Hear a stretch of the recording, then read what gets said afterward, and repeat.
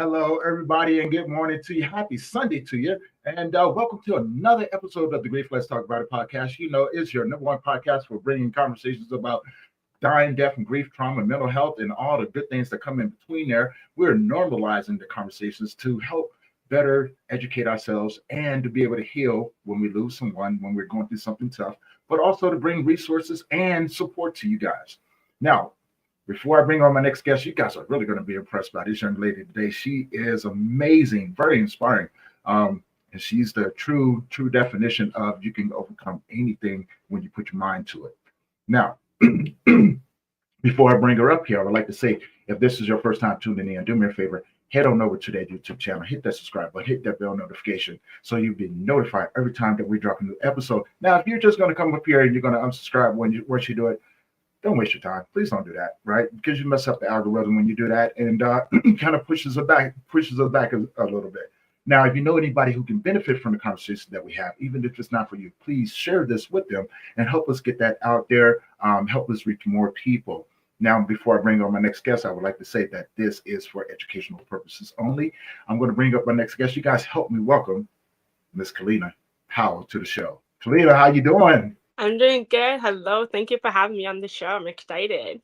Yeah, I'm excited too. Thank you for joining me today. And before we get started, tell people who you are, where you're from, and about the work that you do. Yeah, for sure. Hi, everybody. My name is Kellina Powell, aka the Deaf Queen Boss. I'm an author, international speaker, a coach. And lastly, right now, I'm currently running a virtual assistant business to help small business owners. And I'm also located in Canada, Toronto. Well, welcome, and we're all across the world, you guys. And now, before we get into your story, tell people why they call you the Deaf Queen. Okay. So people call me the Deaf Queen Boss because I am in so many hats and I love being a role model.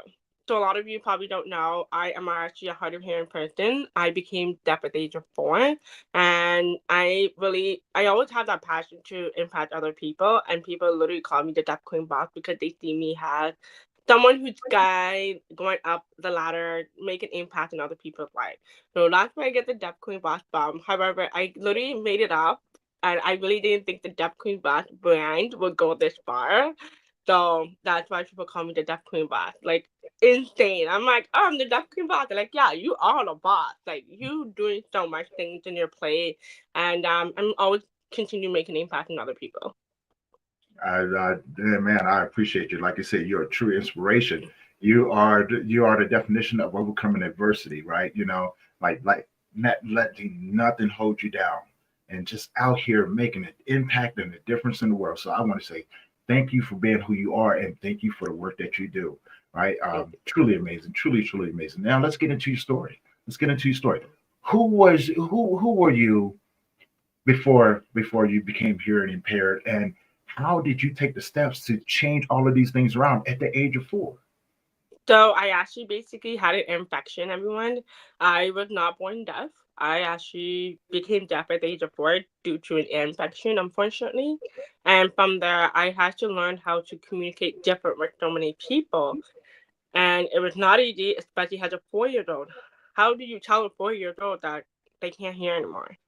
And that was something that my family did struggle with a lot when I was growing up because the communication style was confusing for them because they were not sure if they should do sign language or vocal. And that was something that my family wasn't sure, but instead they did both. Why not both? Why were we going to communicate in one style way? Hmm. And so from moving forward, I realized that I didn't have anybody that looked like me. I didn't had friends that looked like me until I went to a deaf school. I went to a deaf school in the morning, and then the afternoon I went to the hearing school. And sorry, I went to hearing school in the afternoon. So I was able to juggle between two different schools to realize who I am as a person. And it was great. It was good for me to learn how to communicate in different ways, which is very cool. However, I realized that my parents realized that the deaf school was too far for me, so I ended up going to the hand school full time. And everything just shifted since I went there full time. I realized that I was not being accommodated correctly. I was not being supported correctly compared to the deaf school. It was completely different. I always have to advocate for myself, which is very sad for a little person. and you wouldn't expect how much baggage I would have to carry to the teacher, but you would think that teachers are acceptable, but they're not realistically.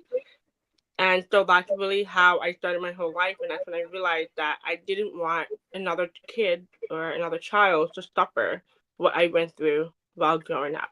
And that's why I'm doing what I'm doing now, is really impacting other children to let them know that they are not alone in this world, and there are someone who actually went through the same phases as they are. Wow.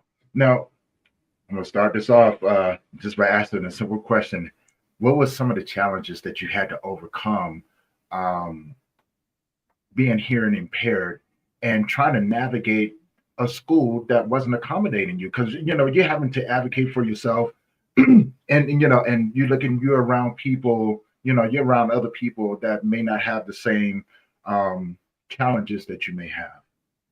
Yeah, so one of the challenges I had to overcome was building that confidence within myself. Because if you do not have confidence, you cannot stand up for yourself.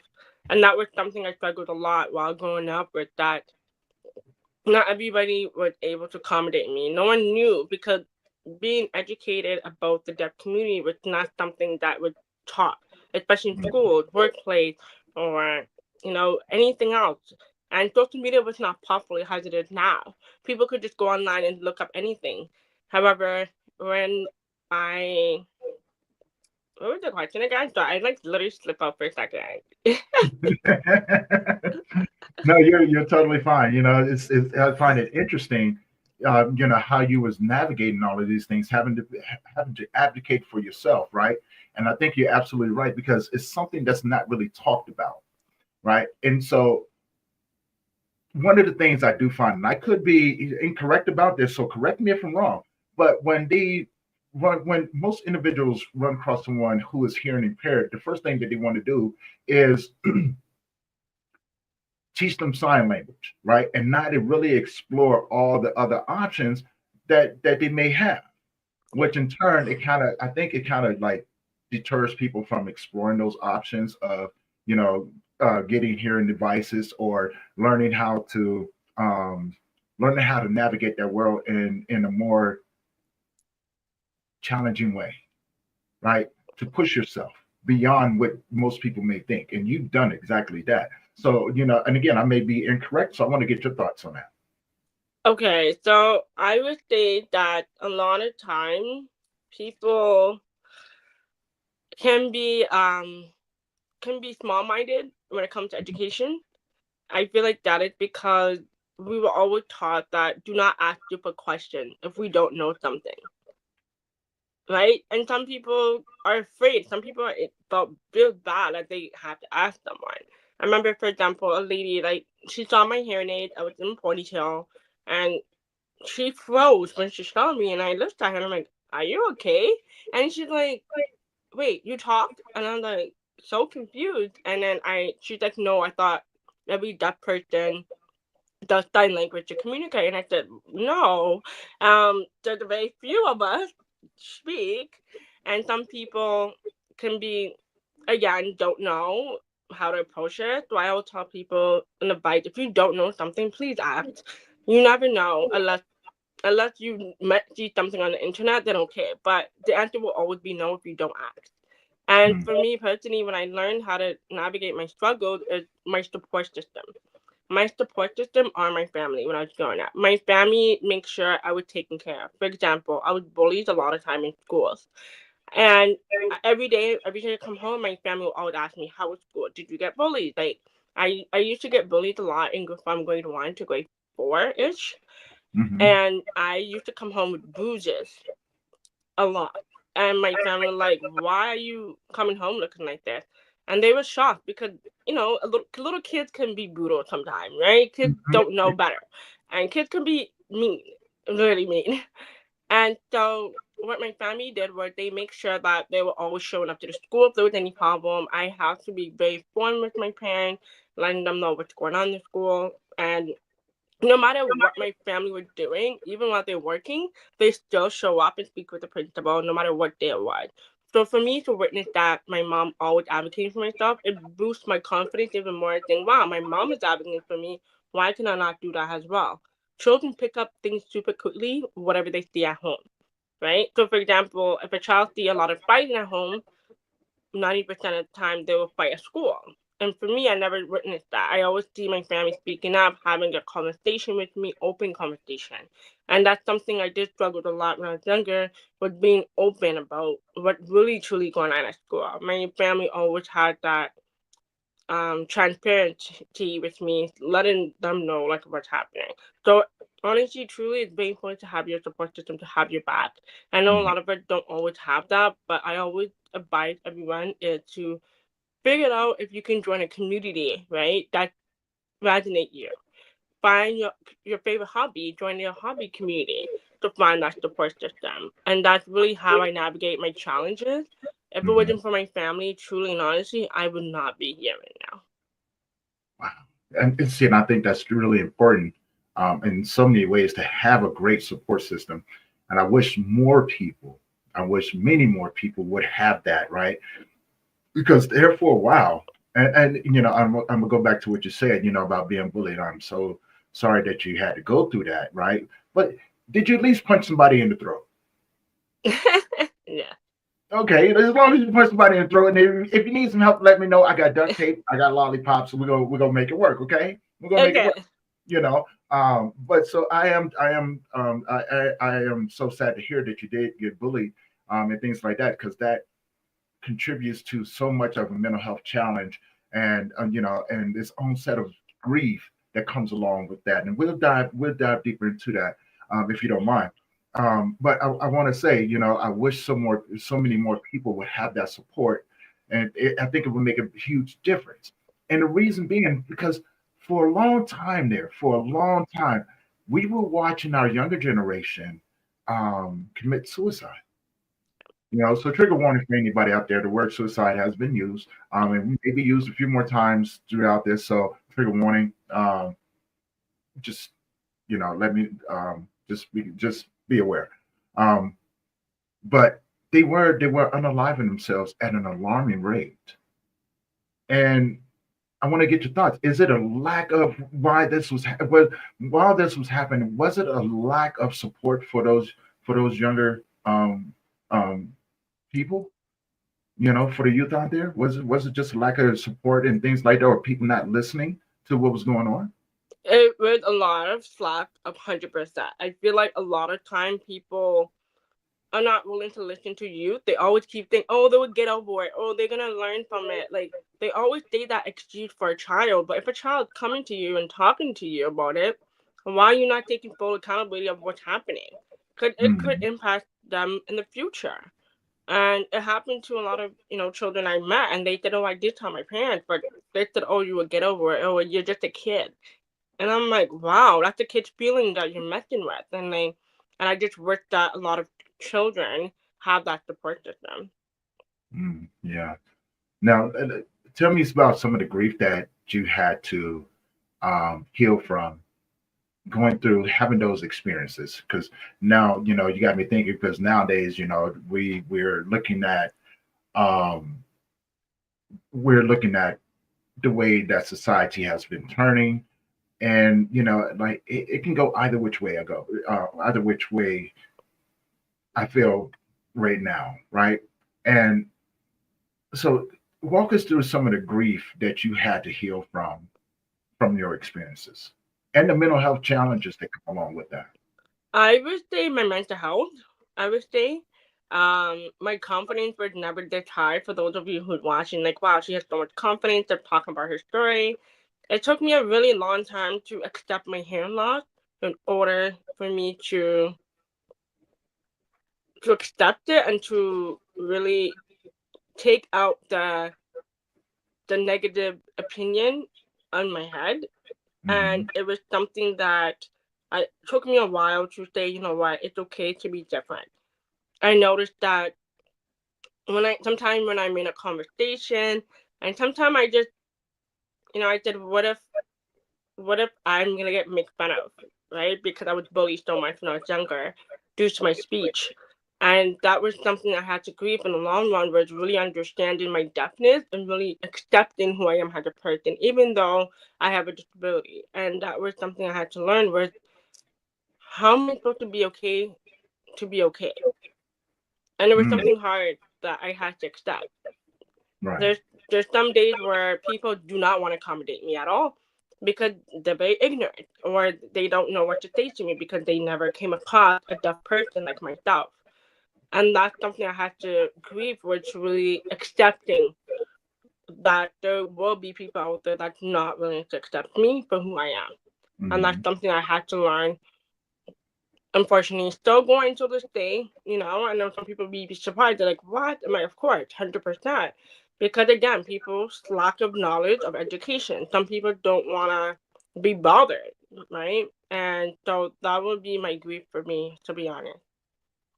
And some of the mental health things that you had to face, like anxiety, depression, the overwhelmness of just the world in general, right? You know what I'm saying, of life navigating, and things like that. And you know the people, the kids that are around you, because like you said, kids can be pretty cruel when they want to be, right? Yes, And yes. but see, when I was coming up, we just punched them. We just got into fist fights, right? And it's frowned upon nowadays. I'm like, no, bring back fist fights. You know, my sister on the hand, she didn't play that. She was like, oh yeah, you want to bully me? I'll punch you in the mouth.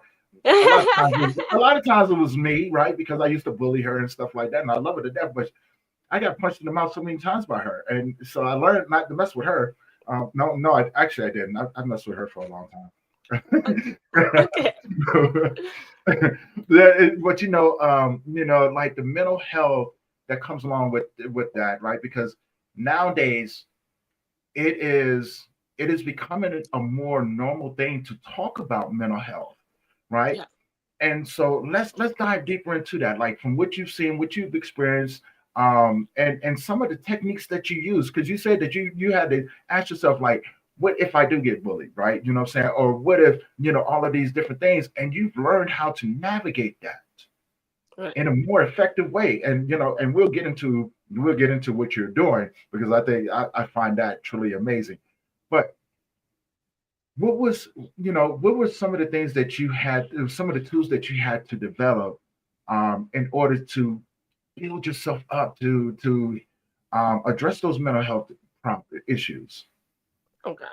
Um, for me personally, I had to be honest with myself. That's the very first thing I had to do for myself. Would be honest. And I noticed that a lot of us do not want to be honest. That's Right, something I right. witnessed.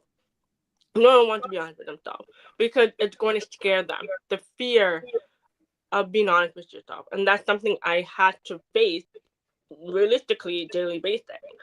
And I was like, okay, I had to take a deep breath before I even start my day. That's the base first tool that I do, honestly and truly, everyone. As soon as I wake up, when I put my hearing aids on, I take a deep breath first thing in the morning. Because I don't know what today is going to be for me. Every day is a Mm, different day. I don't know what's going to happen today. Is my car going to break down today? I don't know. Am I going to be able to call someone to say, hey, I'm stuck in traffic or so forth? So that is something I had to, that was one of my tools I used, 100%. And number two is find the right people to talk to about your problem. I feel like a lot of us truly don't have someone to talk to, especially if you are nervous to get professional help. For example, speaking to a counselor. I remember I never even told anybody in my family that I was actually talking to a counselor in high school. I did not, because I did not want them to, I got judged or think that they're not helping me, I would say, or judge why I'm going to see a counselor. And it was a very good tool for me, to be honest, because talking to people outside your box is super helpful. The reason why I did that is because sometimes you don't want your inner circle to really know what's going on, especially if you're a very secretive person and you're a very sensitive person. You may want to speak to someone. I know a lot of people think, oh, how do you find the right people? I don't want my family to know. I don't want my friends to know, you know? And I would tell mhm. people it's very important to seek professional help because you never know what tools are out there that you can use that you may not even know or you may Right. not even come across. So it's very important to be honest with yourself and say, do I really need professional help or can I really still talk to someone in my friends, your circle, and whatnot? For me personally, I tell people straight up, find someone that's professional help right away. And that's something that helps me so much because it really taught me about external problem. So what I mean by external is like having someone to look outside the box for you to really Mhm. help you step by step. How can we solve this problem? And that was something for me that helped me a lot, where to really speak to someone outside my box, because that way it will provide me more clarity. Because for me, if I'm not clear with the problem, I'm gonna mix everything up, and that's just how I am as a person. So that really definitely helped me a lot.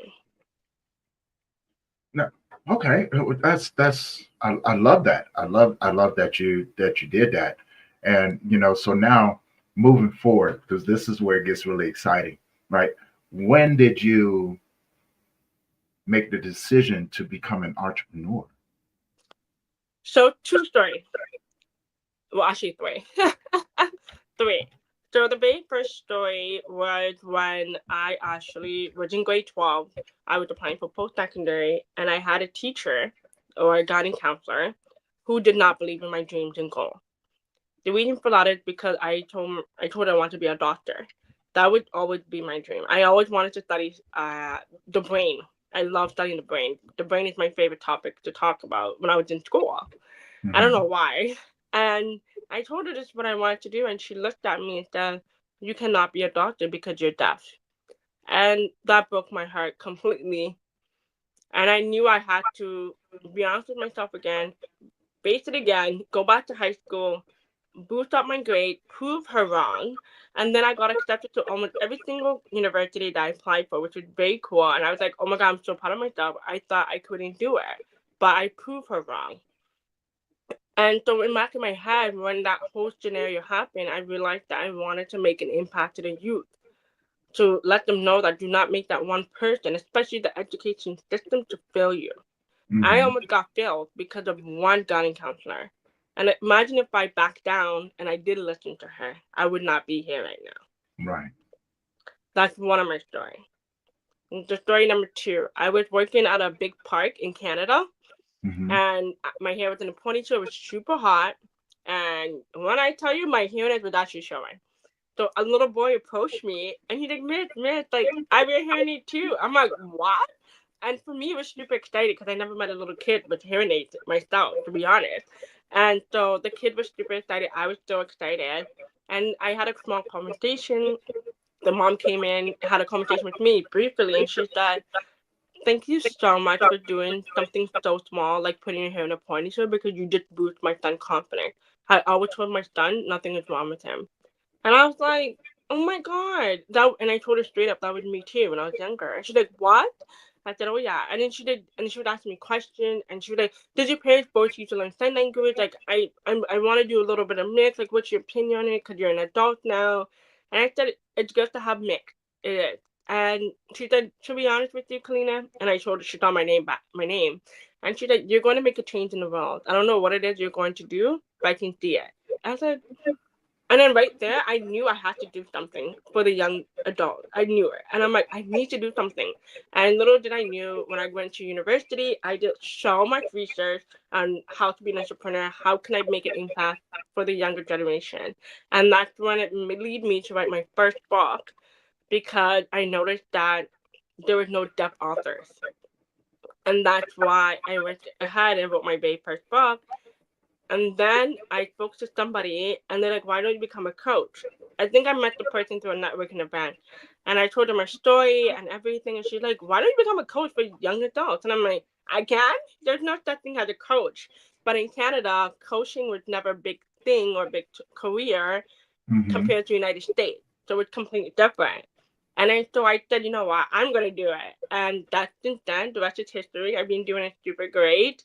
And I've been honestly been active on social media and also attending to a lot of networking events. And so yeah, so and then so that's basically what happened in my second story, but also I forgot to tell you guys the third story. So the third story was when my professor, he literally paused the lecture, everyone. Like, he paused the lecture to change his hearing aid battery. For me, I never met an adult that was deaf. And that was such an inspiring moment for me to learn and realize that if he can do that, I can do anything. And I spoke to him after class and I asked him the question, how do you build that confidence? And he said, just like the way you just came to me. And I was like, no way. And he's like, I just want to impact everybody, not just the disability community, but everybody as a whole, to let them know if I'm disabled, you should not have no excuse. And I asked him, and I told him what I wanted to do, like writing my book, become a coach. And he said, "Oh my God, Kellina, do it, do it." And I was like, "Okay." And then as soon as I graduated from university, everything kicked off for me really well. I was not expecting anything too big. I knew it was gonna take time as an entrepreneur because I see a lot of things on social media about like it takes time for success. And so yeah, so that's why I'm doing what I'm doing. And that was those are literally the three stories. Wow, that is like because for me, I'm such a late bloomer. Like I think I was in my 40s when I started my first company, which was my personal training company. And I tell you what, it was a lot of fun. I've always loved working out. I've just had this infinite knowledge about, taking the right stuff, like to stand healthy, right? And that's what it was for me, and I always had this dream, build my company up. And then when he got older, I was going to hand the company over to him while teaching him while he was younger all the ins and outs of being a personal trainer, the do's and don'ts, and but how to work out, you know, um, muscle isolation, how to do all of these different things, dieting, and all these different things. And I tell you what, I didn't have anybody, so I used to just watch people, and go, oh, well, and I go to the gym and I used to watch I always used to watch the trainers in the gym and go, well, I'm not Okay. right. Yeah, that's how I learned though. That's how I learned, right? And then I would call myself. I would want to have the confidence to go ask the owner how they did it and Right. everything. But then I started thinking to myself, I was like, well, maybe I should just watch them. So what I would do, what I would do, like when I would go into the gym, I would go find a machine that was across from the office. And if they had their door open, I was always listening to them on the phone talking to people. Right. And I call myself just working out and listening and stuff like that. you know. And so that's how I learned, right? That's how I learned. Wow. And so Okay. I became self-employed, and I used to listen to how they used to deal with potential clients that came into the gym and how they would talk to them. And so I applied it. I just Okay. and began to just begin to do all of that and navigate that world. And so now you would think that would you can apply that to other things, right? Which you can in certain ways. And until I got into the nonprofit world and I started doing grief, and I realized that the same rules didn't apply. There were some basic underlying things that you could do, but the same rules didn't apply. And I was like, why can't the same rules apply? The fundamentals are the same, but there's a difference. There's a huge difference. So I learned how to do that. And again, I didn't have mentors. I didn't have anyone telling me, hey, you can do it this way, you can do it that way. No, I had to learn on my own. And it took me, before I got the hang of it, it took me almost 2 years. 2 years of just bumping my head Wow. into things and failing, the ups and downs, the Right. the amount of Exactly. people that came in, and all the challenges that came along with that. I was like, is it really supposed to be this way, right? And so yeah, I know, right? I was like, I'm pretty sure it's not supposed to be this way.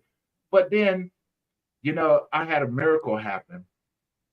I found motivationals. Yes. Yes. Found motivational. So I said, I don't have a mentor. So I'm going to start watching these motivationals. And plus, I always found them nice. They was always nice to listen to until I realized that my life was reflecting the words that they were speaking. And so I used to listen to them and take what they said very personally. Now, these people didn't know that they were my mentors. They didn't know I was watching them on YouTube and Right. Right. things like that. But I used to sit down on my phone and listen to them. And the conversations that they used to have, I used to think that they were talking to me directly. So when they said something that I didn't like, oh, you should have heard me. You should have heard me. I was like, oh no, you're not talking to me like that. You don't know me like that. I would get out. I would come up on that stage and punch you in your mouth. Keep talking to me like that, calling me out and telling me I need to do this. You don't know me. Oh, look. But that's the way I Right. had. That's the way I learned, though, right? I took it very personally, and then when it really got down to the nitty gritty, because I couldn't afford to go to any seminars. I couldn't afford to travel to Florida and go Right, sit exactly. sit in the audience and watch them, and things like that. So that's how I pretended. That's how I learned. And Right. I tell you what, I still listen to them nowadays because there's still things Oh, where that's I'm so just going, well, nice. yeah, I A mean, loyal fan. huh? A loyal fan. Well, yeah, right, because they're constantly growing, and they're constantly evolving. So I'm constantly a student. I'm Right. always going to be a student. I never want to miss the opportunity to learn or to prepare myself for what's coming. Right. You know what I'm saying? To have an understanding, not to take it personal.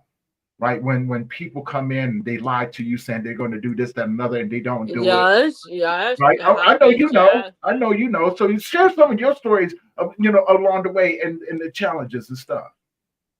Yeah, like I remember one time I invested in myself. I bought, I think it was like a coach or a mentor, and I spent a lot of money on her. And like she said, she would help you do this and that. And then I'm on a Zoom call, and then all these women, are trying to upgrade them their business, and they're trying to, and we all put into action, and nothing worked. And then I literally like told her I want to back out because I'm not getting the results. And she's like, "Well, can it take some time to results?" And I was like, "Listen. I am leaving. I'm dropping out. And she's like, unfortunately, you can't leave. You have to pay the rest of the funding or whatever. I was like, okay, no problem, but bye. I'm not interested. And so I'm very quick at seeing who genuinely wants to help people Mm-hmm. versus who just want to use people for money. And again, it's just because I think it's because of my past that I had with who genuinely nice to me and who genuinely not nice to me. And because I was bullied so many times in my life, I can tell and I can pick up people energy super quick. It's just something that I'm really good at, especially someone who's a hard of hearing person.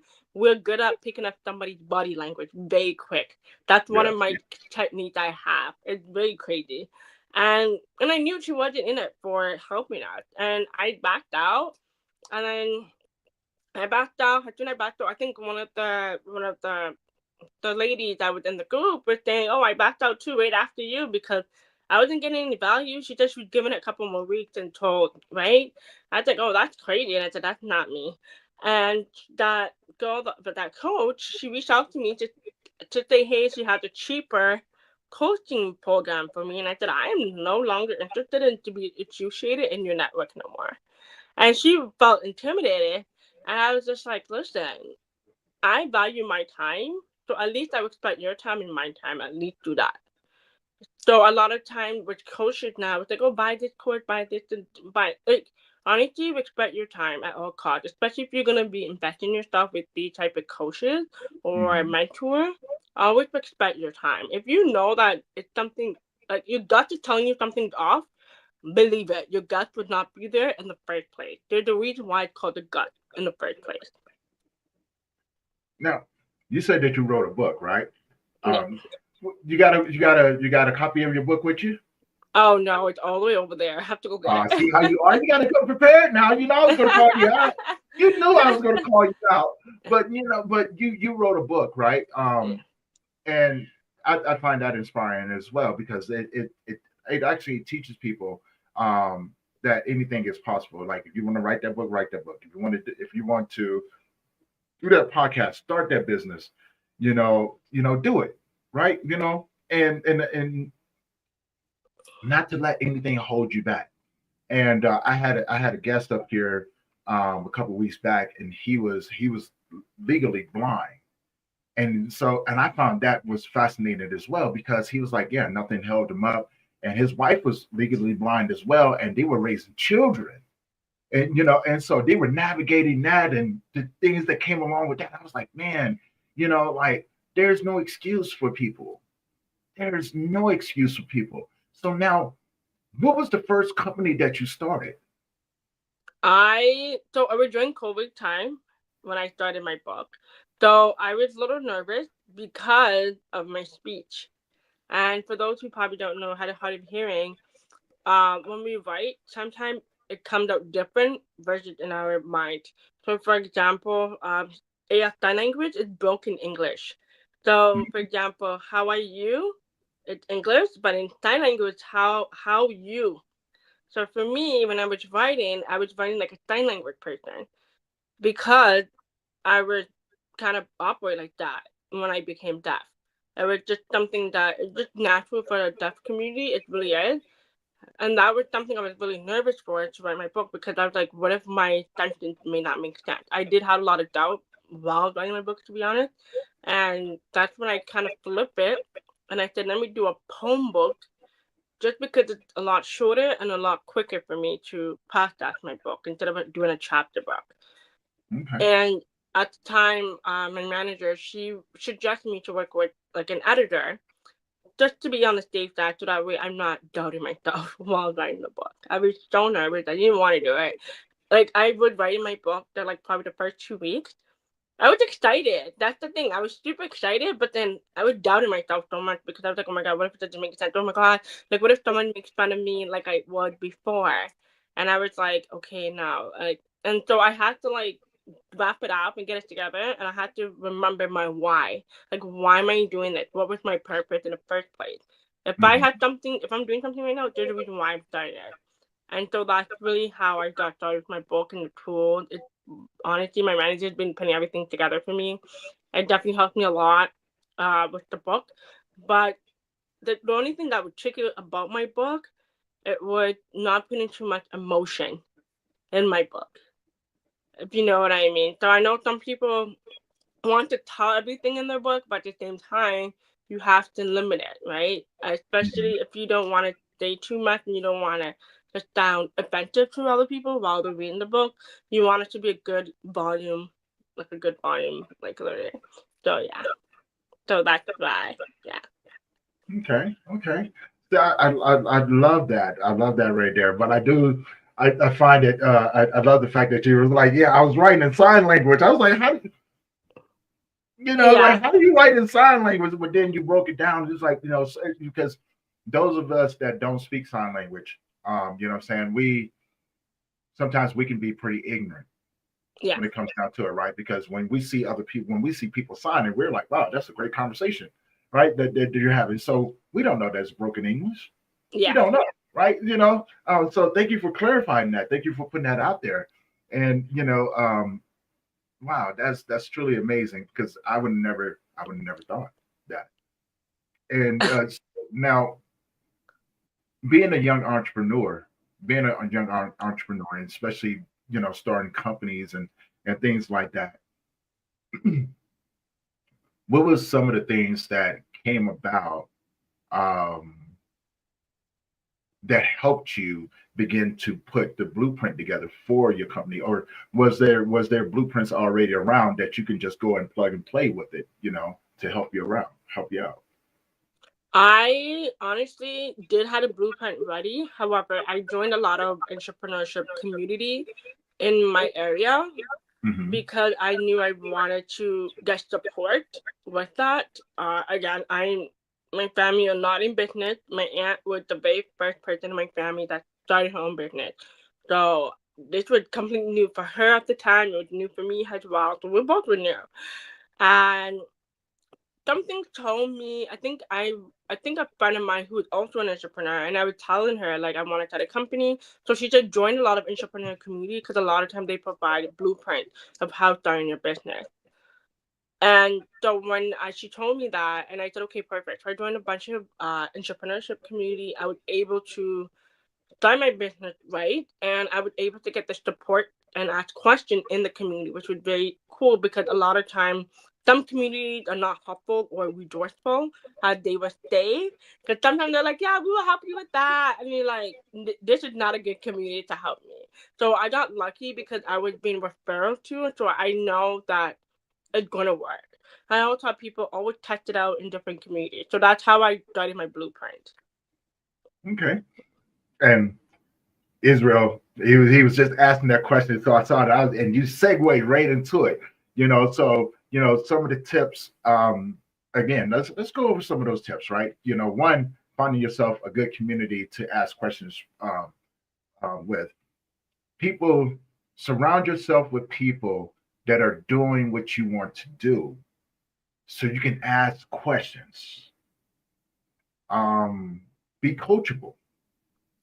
Be coachable, right? Don't always go in with the notion of that you don't know everything. This is the reason why you have these individuals around you, because you don't know, Exactly. right? And be it able to have a mentor, have a mentor. So mentorship, and depending on who you are, male or female, surround yourself with, for men, I always suggest surround yourself with other men, right? Men that can hold you accountable. Women, same thing. If you're an entrepreneur, surround yourself with good, powerful women, women that's going to hold you accountable, not going to let you back out of the things that you say. But most importantly, and I love that you said this, having a strong why. Why did you start this? Having a clear path that you want to follow, and not taking the things personal that come along the way. There are things that come along. There's going to be people that's going to drag you through the mud. There's going to be people that talk behind your back. There's going to be people that's going to be rooting for your downfall. This is all part of the process that you must go through, right? But now I say that to say this, because throughout all of that, now, and I'm speaking from personal experience when I say this, throughout all of that, you're going to the thousands of hundreds of thousands of people that's going to come through, that's going to belittle you and berate you and talk down to you and lie to you and do all of these different things. You're going to find yourself with maybe one or two people out of all of them, and they're going to be the ones that you least expected, and they're going to be the ones that walk with you. They're going to be the ones that's encouraging you. They're going to be the ones that's telling you, "Hey, stand up. You're going to have to go just a little bit more." They're the ones that be the ones that speak life and love into you, right? And they're also going to be the ones that speak success over you as well, because they want to see you successful, genuinely. Now, who they are, you may not know, because they're going to look like all the rest of them. That's the tricky part, right? But go back to what I said before. It's not personal, so don't take those things personal, right? Everybody has a role that they must play in your life. Appreciate the lessons, but don't be afraid to be selfish and walking away from those who do not add value um, to your journey. But you have to be able to give that back in return. I want to get your thoughts on that. For me, I would say is before you start your business, like you said, understand your why. Number two, understand your niche. That's another common thing that I realized that a lot of people do not understand their niche. They don't understand what the problem is. Focus on the problem.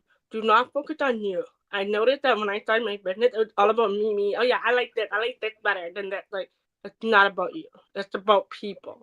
You have to remember you're in people business. You're gonna have to talk to people. You're gonna have to get yourself out there and network. That's something that a lot of people struggle with a lot when they just start their business. Is not understanding the niche, not understanding the problem. If you do not understand the problem, the basic thing I always tell people is use chat GBT. Use that to help you to break down certain things so that you can understand better for clarity. Okay? If you do not have clarity of your niche or the problem in your niche, you're gonna have a hard time operating a business. And number three, yes, find the right mentor or surround yourself with a community. However, I always ask this question all the time: how do I know this is the right person for me? One, book a free 15-minute call with them.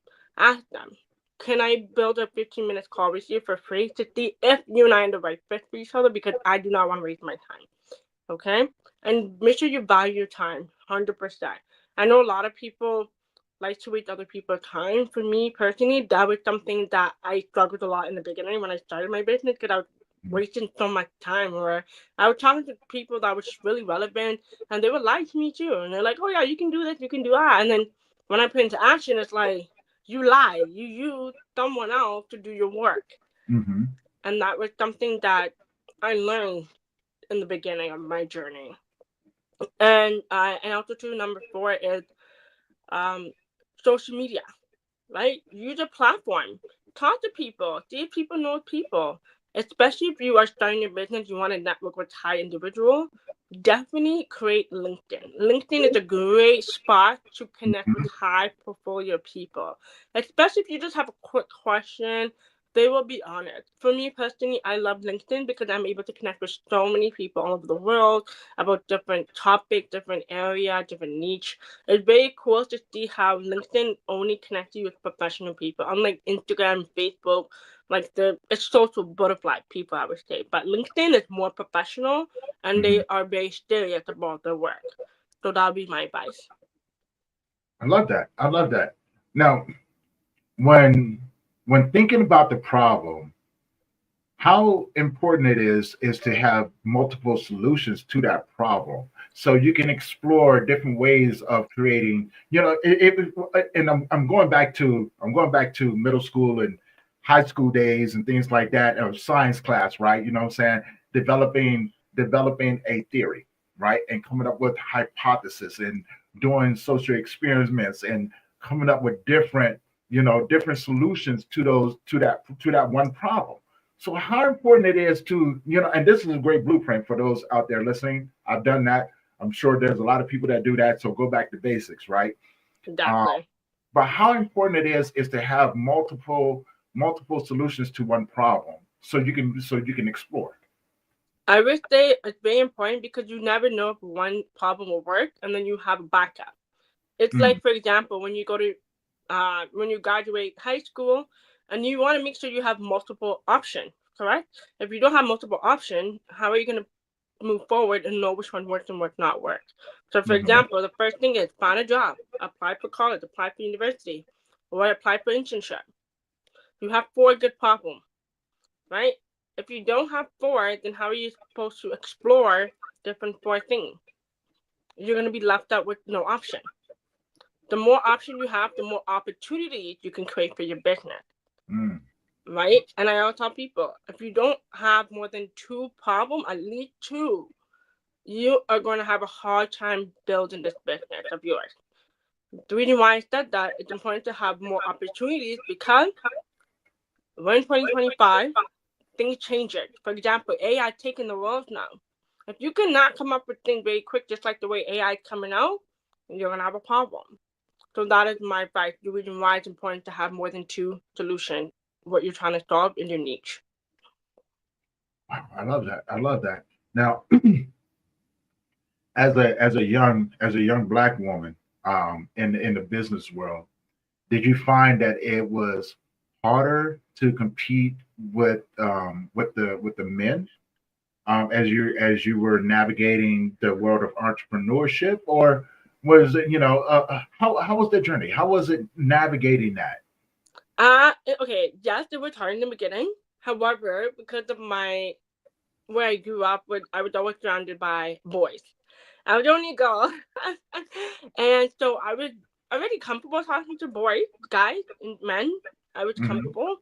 Um, Same thing with my family. Like am I the first girl? Yeah, I'm the first girl generation of my family actually. The first girl, and then my sister came on. So I'm the first one. So it was for men in general. Talking to them was very easy. However, it was competitive to compete with them. Yeah, but so what I did was I collaborate with them. You see what Mm. I just did? So a lot of times people said it's so hard to beat my competitor, and I said, it's never hard. You collaborate with them. You can offer them something that is 50% off of your services, and they will give you something back. So that's why I noticed when I started with the men, would they all care about collaboration, obviously the money, but Hmm. they value time.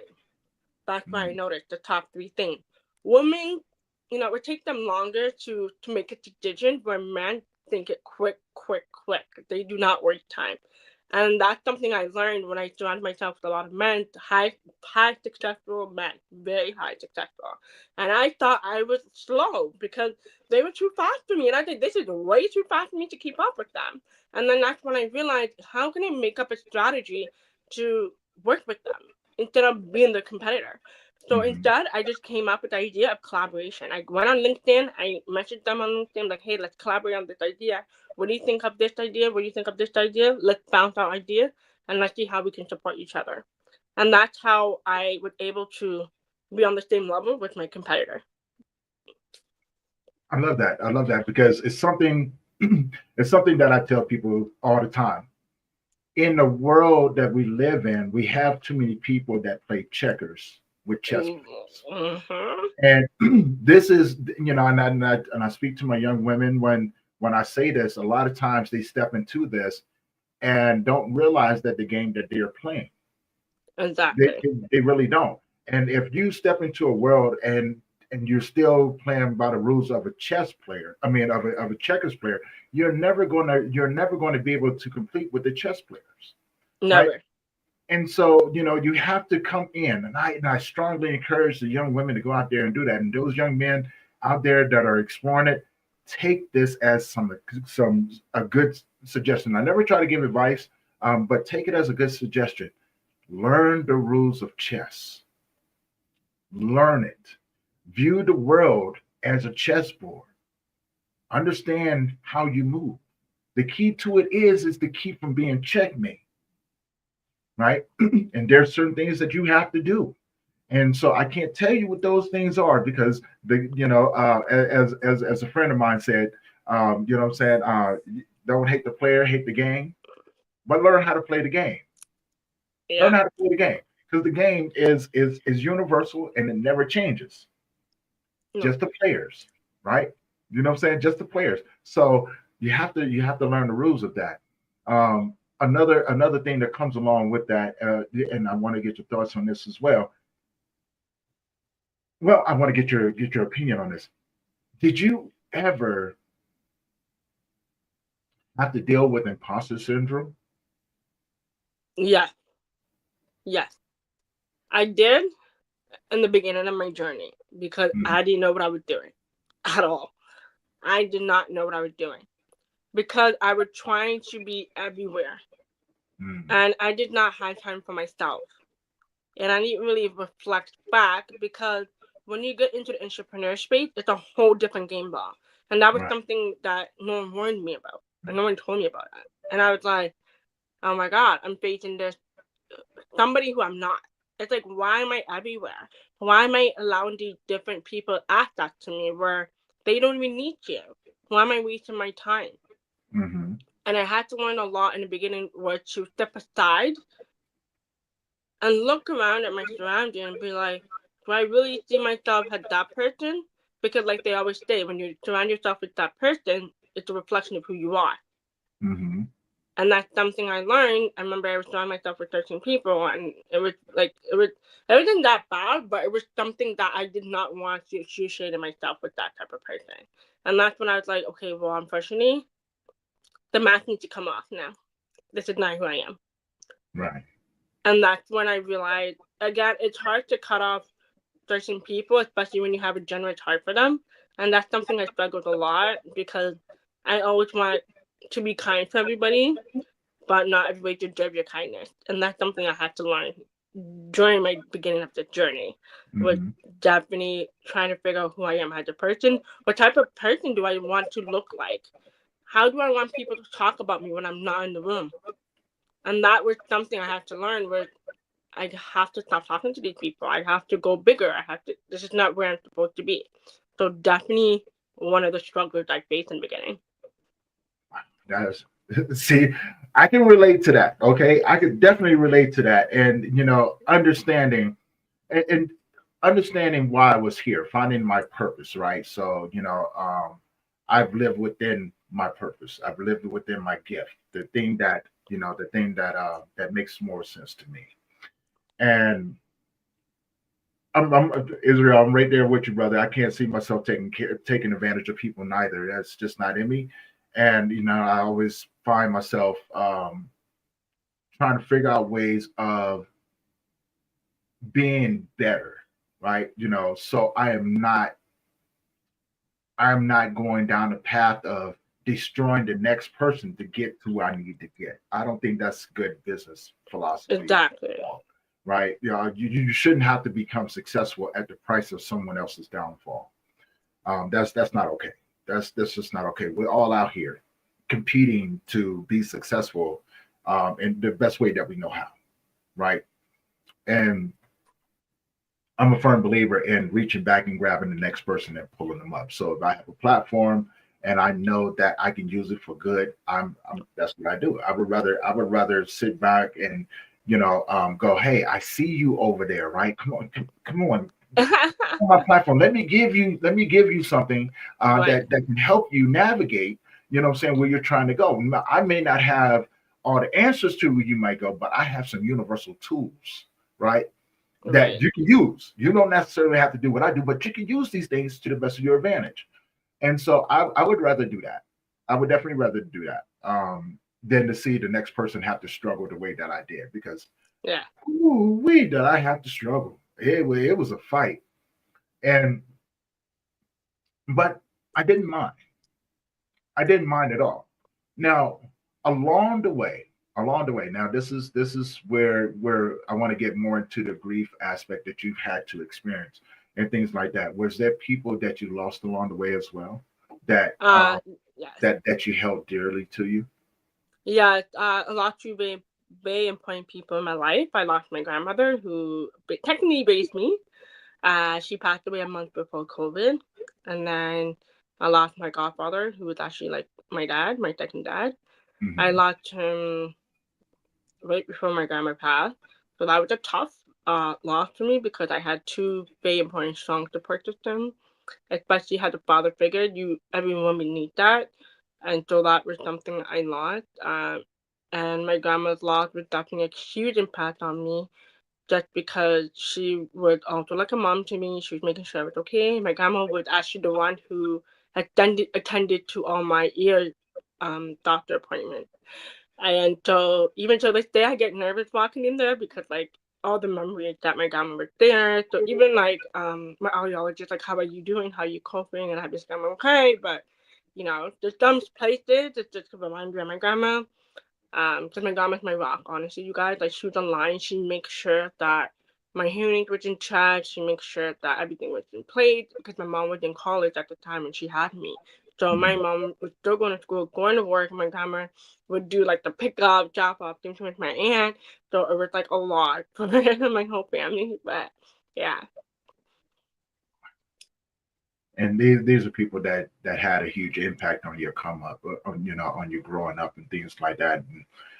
And definitely my heart is with you because having people that you're so close with pass away, you know, is a challenge in itself because then, the world changes. Everything changes. The way that you 100%. see things, right? Yeah. The way that you show up for yourself and other people. I just did a post about this earlier called self-reflection, right? Yeah. And the question is that, how do you show up for others? And then it dawned on me, navigating grief and trauma and all the things that come along with that.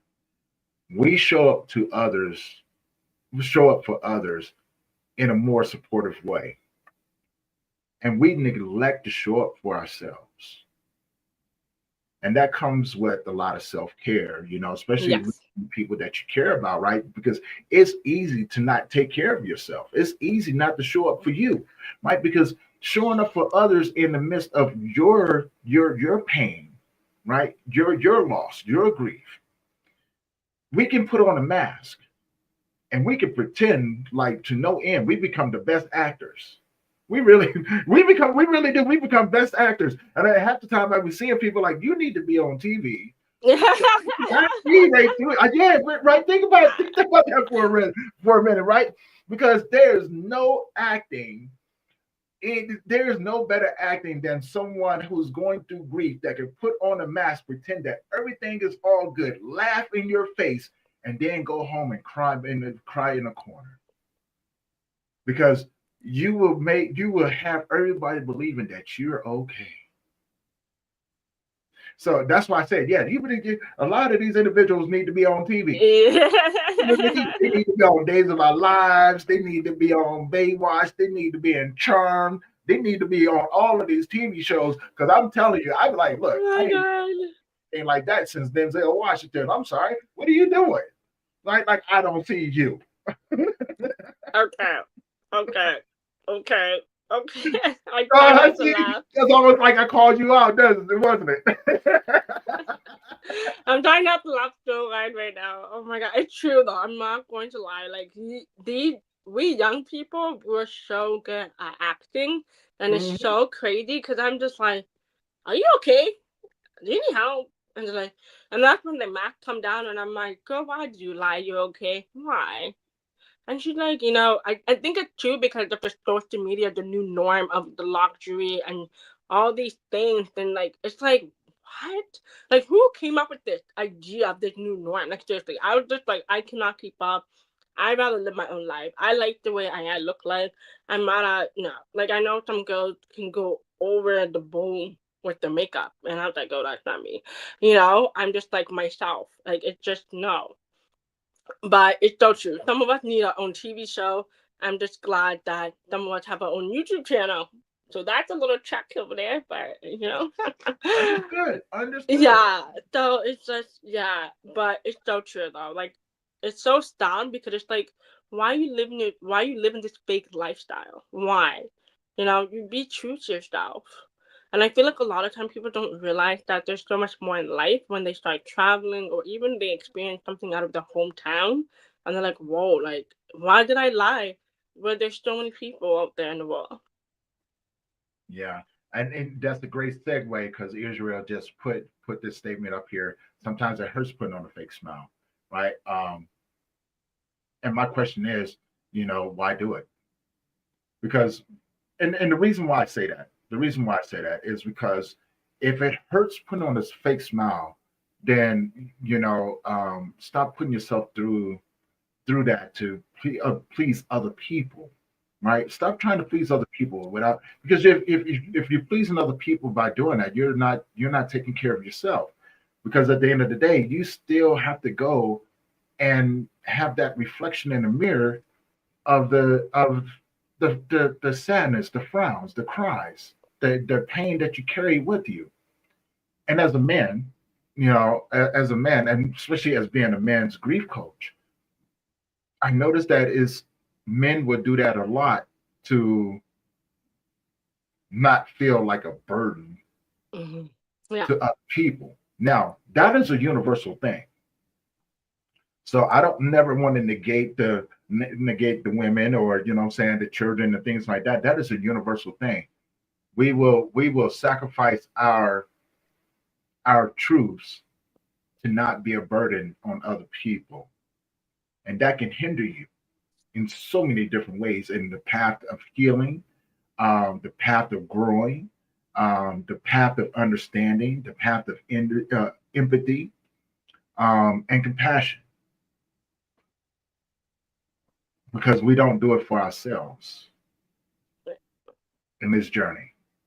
So how would you suggest those that are coming up and having to experience these things? What would be your suggestion of helping them navigate those those different areas? I would just say that one is, especially for those who are coming up, I would say I would do a self reflection once a month to help you really know who you are as a person. Because sometimes, like you said, we forget who we are. Sometimes we show up for other people and we Mm, forget. So that's number one, self reflection once a month.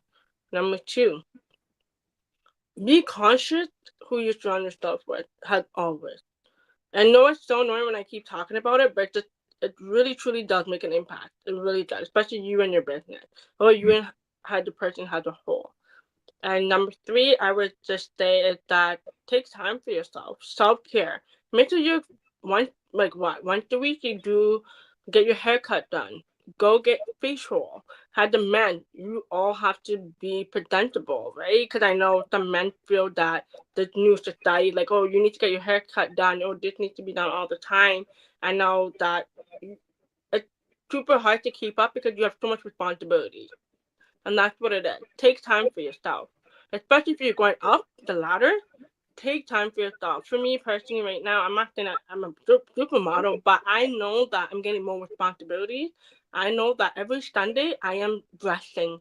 Every Sunday, rather getting my hair done, rather get my nails done, facial. I don't care. I'm doing at least one of those self-care routines. The Mm-hmm. reason for that is because if you cannot show up for yourself, you cannot show up for others. That's the Mm-hmm. biggest thing for me. And I always tell people that monitor your priorities. 100%. If you do not know what needs to come first and what needs to come last, you're a hot mess. Especially if Mm-hmm. you're going up the ladder. Those are Yeah. my advice for everybody.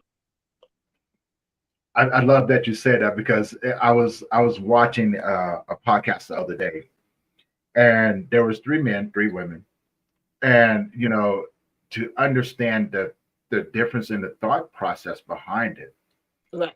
is I find out that was truly amazing. Like, I show up like this, I groom myself, but I don't do it for other people.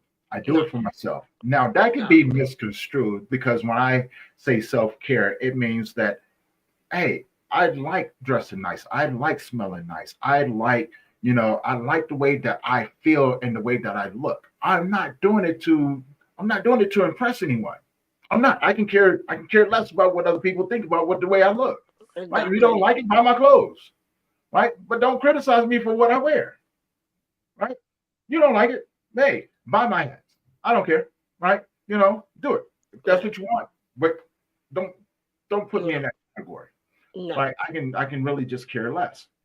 And I think when it comes down to it, there's that huge misunderstanding that we are doing it to peacock, to catch the attention of other people.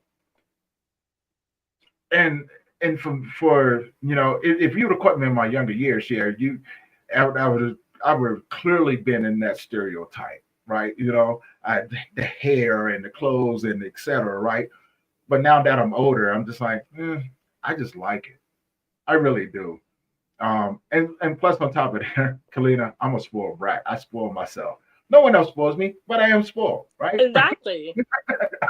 I'm a Exactly. spoiled You're brat. supposed to. You're supposed to. Who else gonna do it for you? And that's something that a Right, lot right. of people and I tell people like don't be saying, oh, you need this luxury stuff because it makes you look good. Yes, it does make you look good, but don't make it like a flame. Don't make it look like that. Do it for yourself. Mm, Like for example, for myself, like I would love to own a Rolex one day, but am I doing it to flex to other people? Like I have money? mm-hmm, No, I'm doing it for me to show and prove to myself that I accomplished it. I work hard for this. mm-hmm. So think of that way. You need to trip your mindset instead of saying I need this because I need to look this way because I need to get this girl. Don't do that. If you study the high successful people, trust me when I tell you, a lot of them do not want a lot of luxury stuff. They do not. Maybe a Right, watch, yes. Maybe a right. watch, yes. Because watch is an investment for them. Watches are investment. I know that because I study men. I know how men think because Mm-hmm, I've been in the space with men. I know investment is number one thing for them. Investment, investment, investment. mm-hmm. So study high individual who are super successful. Because believe me, once you study them, your mindset's gonna change 100%. It all comes down to the mindset of how you treating yourself. How are you speaking to yourself?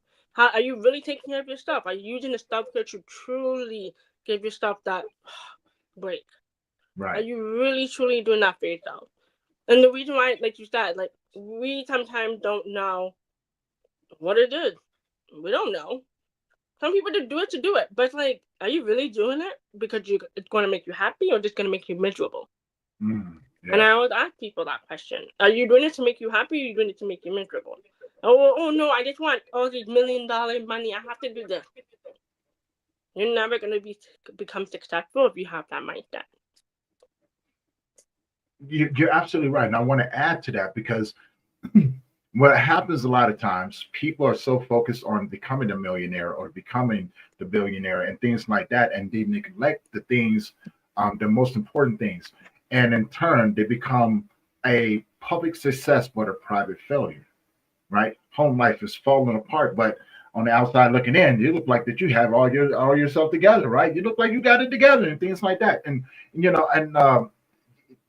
it's important to make sure that the backbone of everything that you do, of who you are, is taken care of. Because at the end of the day, you can lose everything, Yeah. but you won't be able to repair the damage that you do to your family if you don't put them first, right? You know what I'm saying? Your family will be the ones to help you get back up on top. But if you treat them like an option, more than likely people will make a choice and go, 100%. right, we're not going to do that. So now, and with that being said, we're going to start to wrap this thing up. Tell people where they can find you. Everybody can find me on Instagram, which is Dep Queen Bar, Facebook, Kellina Powell, everywhere on social media. Everybody can find me, Kellina Powell. And I do have a website for those who are wondering to go on my website. It's KellinaEmpowerment.com. And I do have your information. Her information is in the YouTube description below. Now, how can people find your book? Everybody can find my book on Amazon. So anybody in the world can go find it anywhere in the world. Now, what is it called again? Every Day I Am Just Deaf. I love that. I love that. Now, I've been asking this question. I love this question since the first time I got asked this, and I've been switching it up a little bit. So if you could have a superpower, Okay. what would it be? My superpower would be time. What do you call those people? The time machine? Time traveler? Yes. The reason why that is because there's certain things in my past that I would love to redo, and I would love to speak to my angel. I would love to hear the words one more time, and I'd be dying to hear what my grandma have to say, and also to backtrack my future, because I would love to see what my future looks like, to give me that little hope and then, wow, this is what it looks like. Oh my God, to get me excited, give me that motivation. Right. So Right. the time traveler would definitely be my superpower, going back in time and everything. Yeah, it's really cool. I love that. I love that. Listening to you, I was like, I was I'm on my 10th guardian angel. I'm pretty sure you're tired of my stuff already. I'm sure you are. Yeah. They're talking to all the rest of them like, I'm not, you're next. No, I'm not going out. Did you not see what he did to the last one?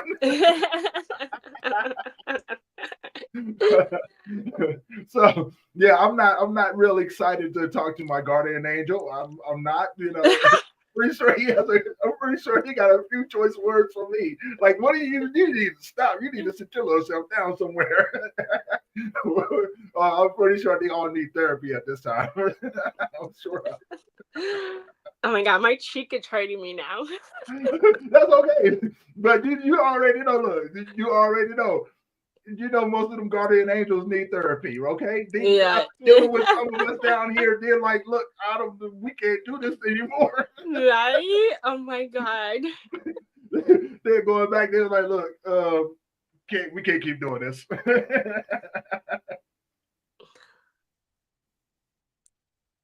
Oh my God, we got people up here just being very disrespectful. I'm about to delete this comment. Yeah, no, we're not gonna do that. So yeah, don't come on my comments being disrespectful, people.